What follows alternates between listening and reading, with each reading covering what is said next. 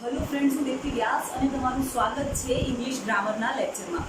વિદ્યાર્થી મિત્રો, લાસ્ટ લેક્ચર્સમાં આપણે કન્જક્શન ભણ્યા, કન્જક્શન્સ પૂરા થયા। હવે જે ટોપિક આપણે આજે ભણવાના છીએ એ ટોપિક છે પ્રિપોઝિશન્સ। પ્રિપોઝિશન્સ એટલે નામ યોગી અવયવ। ઓકે, એટલે શું?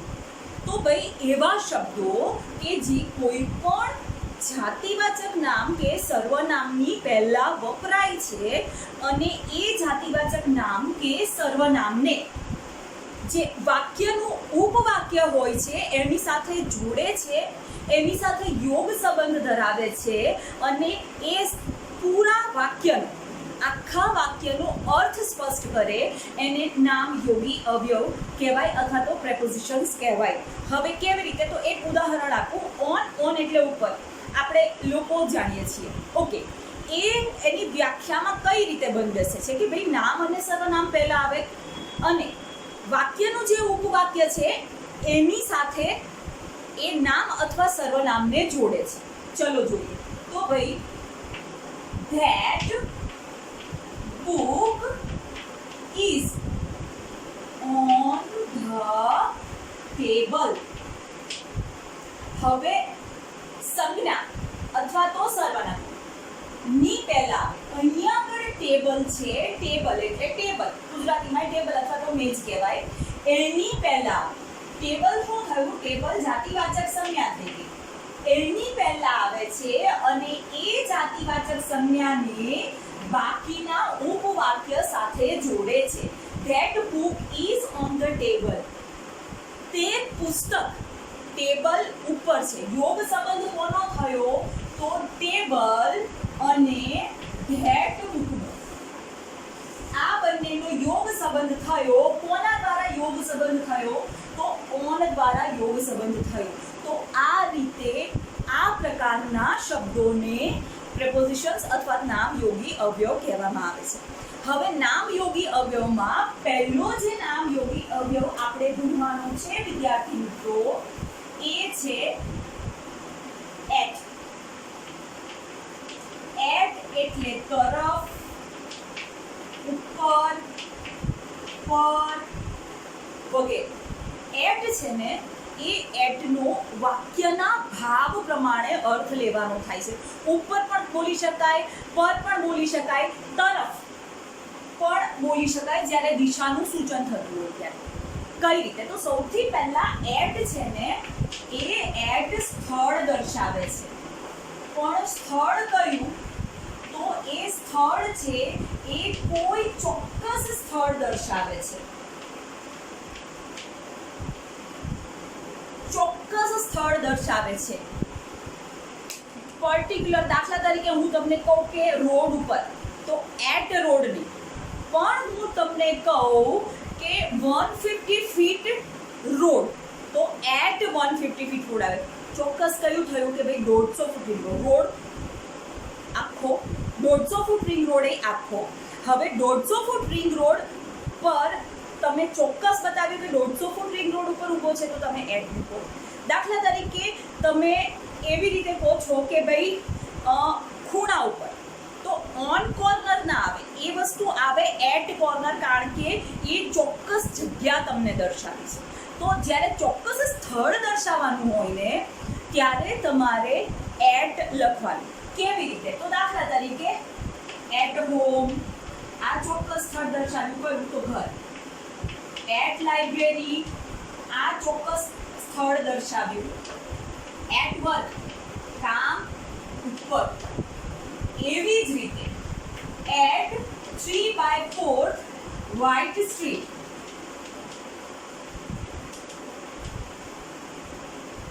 3/4 વ્હાઇટ શેરી પર, ચોક્કસ જગ્યા બતાવી છે। 3/4 વ્હાઇટ સ્ટ્રીટ, ચોક્કસ શેરીનું નામ બતાવ્યું છે, તો એમાં પણ તમારે એટ લખવાનું। દિશા દર્શાવી હોય તો એટ ધ સ્કાય, આકાશ તરફ। આ વસ્તુ થઈ ગઈ એ પ્રિપોઝિશન કે ભાઈ આકાશ તરફ। એવી જ રીતે મારે એવું કહેવું હોય કે તળિયે, તળિયું ચોક્કસ હોય, એક જ તળિયું હોય, તો એટ બોટમ। એવી જ રીતે શિખર ઉપર, તો એટ ધ ટોપ. એવી જ રીતે મારે કહેવું હોય કોઈ પર્ટિક્યુલર મોટા એરિયો છે કે ભાઈ એક શહેર છે મોટું બધું કે એક રાજ્ય છે, એમાં કોઈ નાનકડો વિસ્તાર છે જેને આપણે ગામડું કહી શકીએ અથવા તો કોઈ કસ્બો કહી શકીએ અથવા તો એક લોકલ એરિયા કહી શકીએ, તો એમાં પણ એટ વપરાય. દાખલા તરીકે એટ વિલેજ, અથવા તો હું એ વિલેજને નામ આપી દઉં તો એટ રામપુર, ગામડે અથવા તો Rampur. He lives at village, તે ગામડે રહે છે, और he lives at રામપુર, તે રામપુરમાં રહે છે. અહીંયા આગળ માં માટે ઇન ના વપરાય, નાનકડું ગામ છે તો એના માટે એટ વાપરવામાં આવે છે. તો આ વસ્તુ થઈ ગઈ. એટ ક્યારે વાપરવામાં આવે છે? જ્યારે તમે કોઈ ચોક્કસ સ્થળનો નિર્દેશ કરો છો, ચોક્કસ સ્થળ, પર્ટિક્યુલર સ્થળ, તો એટ વાપરવામાં આવે છે. દાખલા તરીકે હવે હું એક આખું વાક્ય લખું, એમાં એટ કઈ જગ્યાએ વપરાય, તો આખું વાક્ય લખું કે ભાઈ he stands at 3/4 White Street on the road. હવે ચોક્કસ જગ્યા કઈ થઈ? ઓન ધ રોડ ચોક્કસ જગ્યા નથી થઈ. એ રોડ ઉપર જે 3/4 સ્ટ્રીટ છે એ ચોક્કસ જગ્યા થઈ ગઈ. તો 3/4 સ્ટ્રીટ આગળ એટ પ્રિપોઝિશન આવે છે. તો આ વસ્તુ થઈ ગઈ એટ, ચોક્કસ જગ્યા માટે કે સ્થળ માટે, પર્ટિક્યુલર એ નાનો એરિયા હોય એના માટે તમારે એટ વાપરવાનું. એવી જ રીતે જ્યારે તમે દિશા સૂચન કરો છો, પર્ટિક્યુલર કેવું વાક્ય, લુક એટ ધ સ્કાય, આકાશ તરફ જો, તો એ લુક પર્ટિક્યુલર શબ્દ આવે ને તો એની સાથે જે પ્રિપોઝિશન વપરાય છે એ એટ જ વપરાય. તો એ વસ્તુ મગજમાં તમારે ગાંઠ પાડી લેવાની છે કે લુક આપ્યું છે ને એની સાથે પ્રિપોઝિશન આપ્યું છે, look in the sky, look on the sky ના આવે, લુક એટ ધ સ્કાય જ આવે. એવી જ રીતે જ્યારે તળિયું, બોટમ કે ટોપ ઉપર સ્થળ દર્શાવવાનું છે ત્યારે એટ બોટમ કે એટ ટોપ આવે. અને એવી જ રીતે કોઈ પણ નાનો એરિયા દર્શાવવાનો છે કે એ નાના એરિયામાં રહે છે તો એમાં પણ તમારે એટ વાપરવાનું, એટ વિલેજ કે એટ રામપુર. ઓકે, તો આ વસ્તુ થઈ ગઈ. એટ છે એ એટ સ્થળ દર્શાવે છે, એ પણ ચોક્કસ. હવે જે આવે છે વિદ્યાર્થી મિત્રો, એટ એ સમય દર્શાવે છે. ક્યારે સમય દર્શાવે? તો ભાઈ ચોક્કસ સમય, ઘડિયાળનો આંકડામાં ચોક્કસ સમય દર્શાવવો હોય ત્યારે એટ વાપરવાનું. ત્યારે ઓન પણ ના આવે, ત્યારે ઇન પણ ના આવે. કેવી રીતે? તો ભાઈ એટ 5 o'clock, 5 વાગે, આ ચોક્કસ સમય થઈ ગયો. એટ 5 o'clock, 5 વાગે. એવી જ રીતે એટ ધેટ મોમેન્ટ,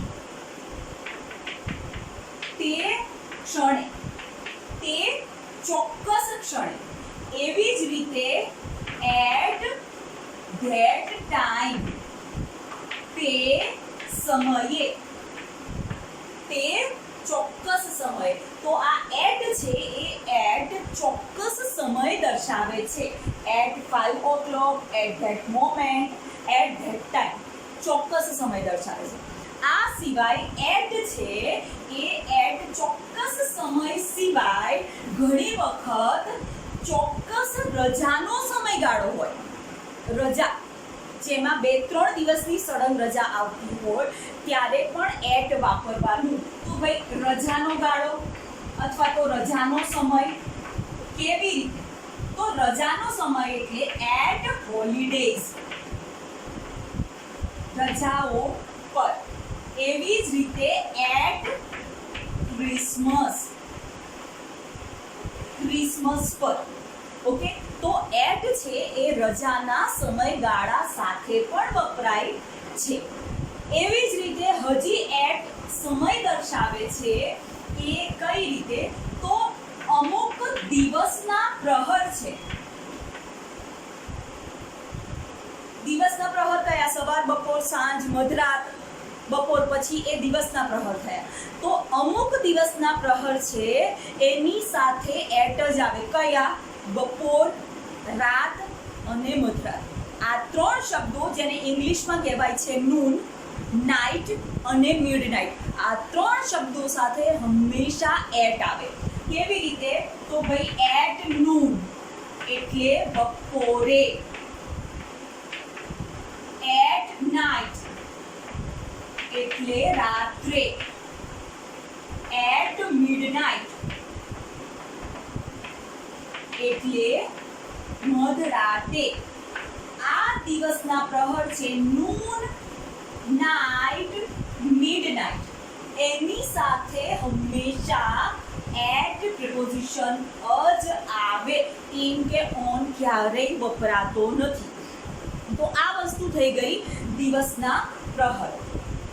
હવે ભોજનના જે સમયગાળો છે, ભોજનનો સમયગાળો છે, દાખલા તરીકે ડિનર કે લંચ કે બ્રેકફાસ્ટ, એની સાથે તમારે પ્રિપોઝિશન વાપરવું હોય તો એની સાથે પણ એટ જ આવે.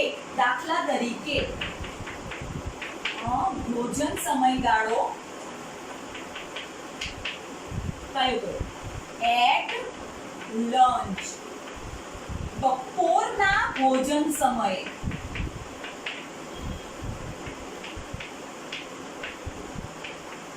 At dinner. રાતના અથવા તો સાંજના ભોજન સમયે at lunch, at dinner.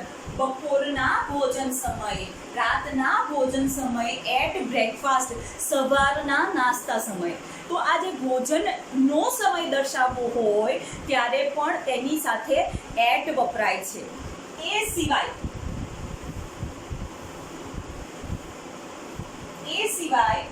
At છે એ એટ કોઈ પણ વિષય ઉપર પ્રભુત્વ દર્શાવવા, કોઈ એક કળામાં ઓર કોઈ એક વિષય, વિષય એટલે કયા? તો અભ્યાસલક્ષી વિષયો, સબ્જેક્ટ કે ભાઈ maths, English, science, SS, Gujarati etcetera. બરોબર? તો એવા વિષય ઉપર પ્રભુત્વ દર્શાવવું છે, એવા વિષયમાં સારા છે તો એવા વાક્યોમાં કોઈ દિવસ ઇન નહીં આવે. એવા વાક્યો એટથી જ લખાશે. દાખલા તરીકે પહેલા લખી લઉં કે ભાઈ વિષય પર પ્રભુત્વ દર્શાવવા. તો કઈ રીતે આવશે? He is good at maths. He is the best at tabla. તે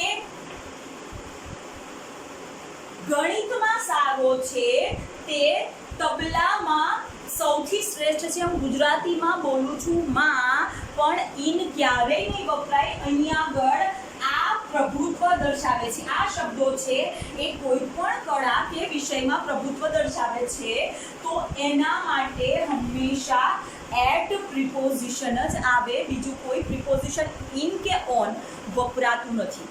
એવી જ રીતે વિદ્યાર્થી મિત્રો, જ્યારે ભાવ કે દર દર્શાવવા છે, ભાવ કે દર દર્શાવવા છે ત્યારે, અથવા તો ક્રમ દર્શાવવો છે ત્યારે પણ એવા શબ્દોની આગળ એટ વપરાય છે.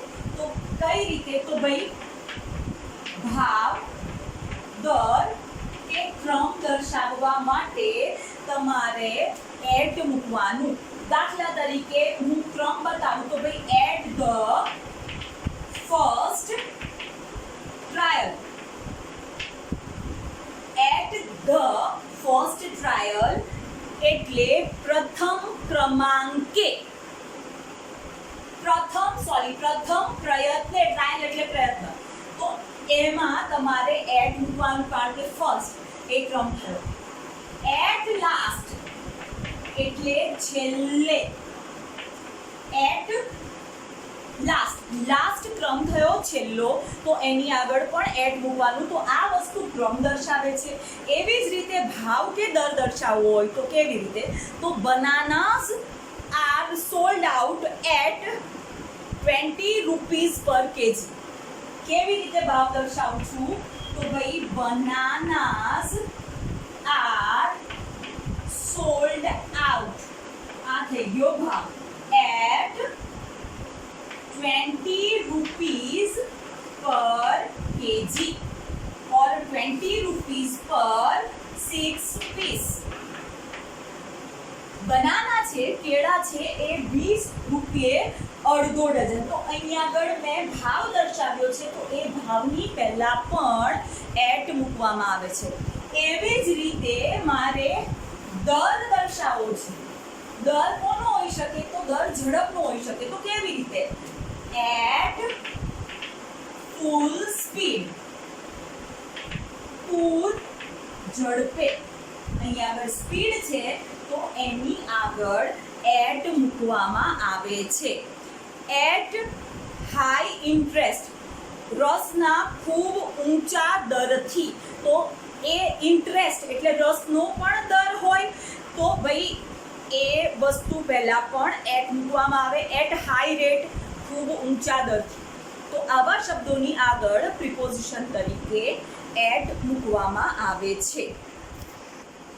વિદ્યાર્થી મિત્રો, હવે જે બીજું પ્રિપોઝિશન છે એ છે ઓન એટલે ઉપર. ઘણી બધી જગ્યાએ ઓન વપરાય છે, પણ સામાન્ય રીતે એનો અર્થ થાય છે ઓન. ઓન એટલે ઉપર. હવે શું દર્શાવે? તો સૌથી પહેલા તો ઓન સ્થળ દર્શાવે છે, પણ સ્થળમાં પર્ટિક્યુલર કોઈ ચોક્કસ એક જગ્યા નહીં. એટ જ્યારે આપણે વાપર્યું ત્યારે એ પર્ટિક્યુલર પોઈન્ટ આઉટ કરીને કહેતા હતા કે આ જગ્યા. એના કરતાં થોડુંક વિશાળ એરિયાના સંબંધમાં જ્યારે લેવાનું હોય ત્યારે ઓન વપરાય છે. તો ઓન સ્થળ દર્શાવે. દાખલા તરીકે ઓન ધ વે મતલબ થાય રસ્તે. He is on the way, તે રસ્તા ઉપર છે, બરોબર છે. ઓર ઓન ધ રોડ, તો આ વસ્તુ થઈ ગઈ રસ્તા ઉપર. હવે ઓન ધ રોડ આવે, એટ ધ રોડ ના આવે. પણ તમે આવી રીતે લખો કે ભાઈ 3/4 સ્ટ્રીટ રોડ. તો at 3/4 street on the road આવે. રસ્તાની 3/4 શેરીએ. ઓકે, તો જ્યારે ચોક્કસ જગ્યાનો ઉલ્લેખ કર્યો હોય ત્યારે એટ વાપરવાનું. પણ એ ચોક્કસ જગ્યાની, પર્ટિક્યુલર જગ્યાની, એના કરતાં થોડો મોટો એરિયા જ્યારે વાપરવાનો હોય ત્યારે તમારે વાપરવાનું ઓન ધ રોડ. એવી જ રીતે ઓન ધ ફર્સ્ટ ફ્લોર, પહેલા માળે. પહેલા માળે, તો એના માટે ઓન આવે. એવી જ રીતે જ્યારે તમારે કોઈ બાજુ દર્શાવવી છે તો ઓન ધ લેફ્ટ, ડાબી બાજુએ. એવી જ રીતે ઓન ધ રાઈટ, જમણી બાજુએ. તો આ વસ્તુ થઈ ગઈ જગ્યા દર્શાવવા માટે, સ્થળ દર્શાવવા માટે ઓન વાપરવાનું. એટ અને ઓનમાં એ જ ફેર છે કે એટ છે એ એટ ચોક્કસ જગ્યા દર્શાવે, સ્થળ દર્શાવે. એ ચોક્કસ જગ્યા નાનકડી હોય, એના કરતાં તમારે મોટો એરિયા દર્શાવવો છે તો એના માટે ઓન વપરાય. આ વસ્તુ થઈ ગઈ સ્થળ દર્શાવે છે. બીજી એક વસ્તુ સ્થળ દર્શાવવા માટે કે જ્યારે કોઈ એક વસ્તુ બીજી વસ્તુ ઉપર સ્પર્શ કરીને પડી છે, એને અડીને પડી છે એક વસ્તુ ઉપર બીજી વસ્તુ, તો ત્યારે ઓનનો ઉપયોગ કરવાનો. કેવી રીતે? તો દાખલા તરીકે ચોક ઇઝ ઓન ડસ્ટર. ચોક છે એ ચોક ડસ્ટર ઉપર છે. તો સ્પર્શ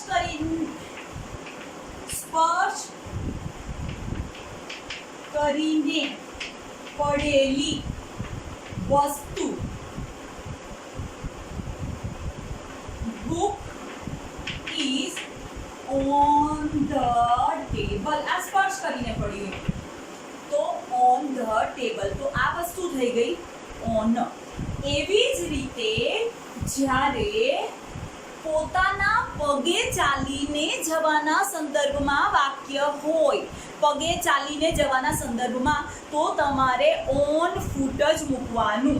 તો ત્રીજો નિયમ કયો થયો? પગે ચાલીને જવાના સંદર્ભમાં. કેવી રીતે? તો ભાઈ I go to school on foot. હવે આનું ગુજરાતી એવું થાય કે પગ પર ચાલીને જાઉં છું. એ વાક્ય એક્ઝેક્ટલી હું શાળાએ પગ પર ચાલીને જાઉં છું, એ એક્ઝેક્ટલી ગુજરાતી થયું. સામાન્ય ભાષામાં આપણે ગુજરાતીમાં શું વાપરીએ છીએ? હું ચાલીને જાઉં છું. હવે જ્યારે ચાલવાનો પ્રશ્ન આવે ત્યારે એ પગ પર ચાલીને જવાનું આવે ત્યારે તમે ઇંગ્લિશ કરો છો ત્યારે હંમેશા ઓન આવે. ક્યારેય તમારે ઇન ધ ફૂટ કે બાય ધ ફૂટ વાપરવાનું નથી. ફૂટ શબ્દ આવે એટલે ઓન જ મૂકી દેવાનું. એવી જ રીતે જ્યારે કોઈ સવારી કરો છો,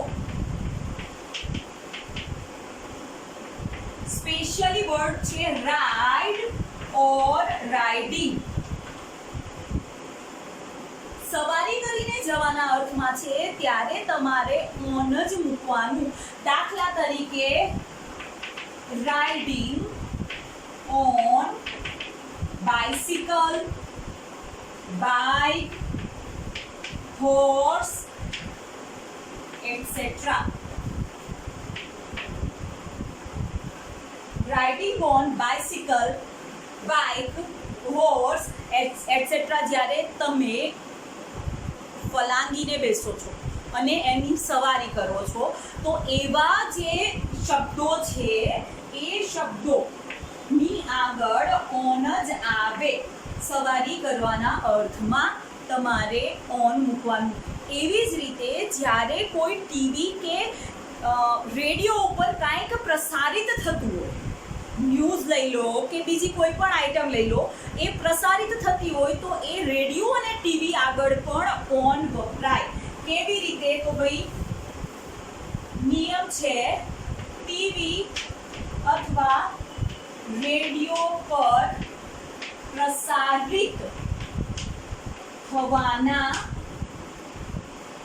અર્થમાં. તો ભાઈ news telecasted on TV or radio.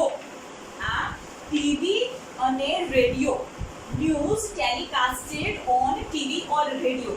તો ટીવી અને રેડિયો ઉપર જ્યારે પ્રસારિત થવાનો અર્થ આવે ત્યારે હંમેશા વપરાય છે ઓન, ટીવી અને રેડિયોની પહેલા. એવી જ રીતે આગળ ઓન ક્યાં વપરાય? તો હવે જોવાનું છે કે ઓન સમય ક્યારે દર્શાવે. ઓન છે એ હંમેશા કોઈ ચોક્કસ તારીખ દર્શાવે. મતલબ કે તમને તારીખ આપી છે તો તમારે ઓન જ મૂકવાનું. કેવી રીતે? તો ભાઈ ઓન 15th ઓગસ્ટ, 15મી ઓગસ્ટે. એવી જ રીતે મહિનો આપ્યો છે પણ એની સાથે તમને ડેટ આપી છે તોય મહિનો નહીં જોવાનો, ડેટ જોવાનું ને ઓન મૂકવાનું. કેવી રીતે? તો ભાઈ ઓન જૂન 27, 27મી જૂને. એવી જ રીતે તમને કોઈ વાર આપ્યો છે, અઠવાડિયાનો કોઈ પણ વાર તમને આપી દીધો છે. ઓકે, તો કેવી રીતે લખવાનું? તો ભાઈ ઓન મંડે સોમવારે, on Tuesday, on Wednesday, on Thursday etcetera. Okay, વાર આપ્યો છે તો તમારે ઓન મૂકવાનું. એવી જ રીતે તમને વાર આપ્યો છે પણ એની સાથે દિવસનો પ્રહર આપ્યો છે, તો પણ વાર છે ને, તો એને જોઈને તમારે ઓન મૂકવાનું છે. કેવી રીતે? તો ભાઈ ઓન સેટરડે નાઇટ, શનિવારે રાત્રે. ઓન સેટરડે નાઇટ, શનિવારે રાત્રે. તો આ વસ્તુ થઈ ગઈ વિદ્યાર્થી મિત્રો ઓન સમયના સંદર્ભમાં. હવે કોઈ ઋતુ છે, એ ઋતુનો દિવસ છે, એ ઋતુમાં જે વસ્તુ અનુભવાય છે એના રીતે લખવાનું હોય તો કેવી રીતે આવશે? On a cold day of winter. Cold day, day આવ્યો, ડે એટલે દિવસ, દિવસ એટલે વાર. તો ભાઈ શિયાળાના એક ઠંડા દિવસે, તો એની પહેલા પણ તમારે ઓન મૂકવાનું આવે છે. પછી એવી જ રીતે તમારે કહેવું હોય કે તે દિવસે, ભૂતકાળની વાત છે અને તમારે કહેવું હોય તો તે દિવસે, તો એ વસ્તુ આવશે ઓન ધેટ ડે. તો આ રીતે આ બધા જ સમય સૂચક શબ્દો, cold day, 15th August, June 27, Monday, Saturday night, cold day, that day, આ બધા સમય સૂચક શબ્દોની પહેલા મૂકવામાં આવે છે વિદ્યાર્થી મિત્રો. હવે પછી જે ઓન વાપરવાનું છે એ ઓન છે મોટા વાહનોમાં મુસાફરી કરવાના અર્થમાં. જ્યારે નાના વાહનો છે, સાવ નાના વાહનો છે, જેમ કે બાઇસિકલ છે, બાઇક છે કે સ્કૂટર છે, તો તમે એમાં on the cycle or on the bike or on the scooter લખી શકો છો, ઓર ઓન ધ હોર્સ ફલાંગીને બેસો છો ત્યારે. એનાથી મોટા વાહનો છે, દાખલા તરીકે કાર છે કે બોટ છે, હોડી છે, તો તમે ઇન ધ કાર કે ઇન ધ બોટ લખો. પણ જ્યારે તમે મોટા વાહનોમાં મુસાફરી કરો છો ત્યારે તમારે ઓન લખવું પડે. કેવી રીતે? તો ભાઈ ઓન ધ શીપ, જહાજ પર. ઓન ધ ટ્રેન, ટ્રેનમાં. ઓન ધ પ્લેન, વિમાનમાં. ઓન ધ બસ, બસમાં. કહેવાયમાં ગુજરાતીમાં બોલીએ છીએ આપણે માં, પણ જ્યારે તમારે એનું ઇંગ્લિશમાં લખવાનું હોય ત્યારે આ બધા મોટા વાહનોની પહેલા જે આર્ટિકલ આવે છે એ આર્ટિકલ છે ઓન. તો આ વસ્તુ ધ્યાનમાં રાખજો. નાનું વાહન છે તો તમે ફલાંગીને બેસવાના અર્થમાં છે તો તમારે ઓન લખવાનું. મિડલ સાઇઝનું વાહન છે, કાર છે, બોટ છે, ઓટો રિક્ષા છે, તો તમારે એમાં ઇન લખવાનું. પણ જ્યારે એકદમ મોટા વાહનમાં તમે મુસાફરી કરતા હો ત્યારે તમારે એ વાહનના નામની આગળ પ્રિપોઝિશન તરીકે ઓન વાપરવાનું રહેશે. તો આ વસ્તુ થઈ ગઈ આપણા પ્રિપોઝિશન, એટ અને ઓન. નેક્સ્ટ લેક્ચરમાં બીજા પ્રિપોઝિશન સાથે મળીશું. ત્યાં સુધી take care, B happy and good bye.